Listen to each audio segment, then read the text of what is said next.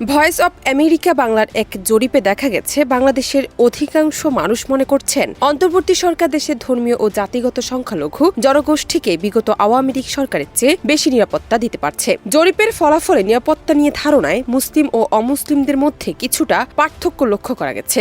এই নিয়ে নিজের ভেরিফাইড ফেসবুক পেজে আসিফ নজরুল একটি পোস্ট দিয়েছেন।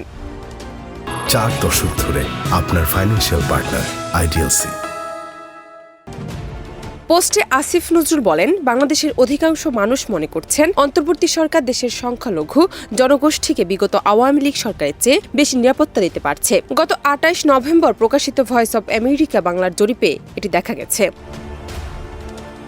আমরা নিজেরাও দেখেছি ছাত্র সংগঠন, মাদ্রাসা ও রাজনৈতিক দল সহ বাংলাদেশের মানুষ সাম্প্রতিক দুর্গাপুজোর সময় কিভাবে সংখ্যালঘুদের নিরাপত্তার জন্য কাজ করেছে।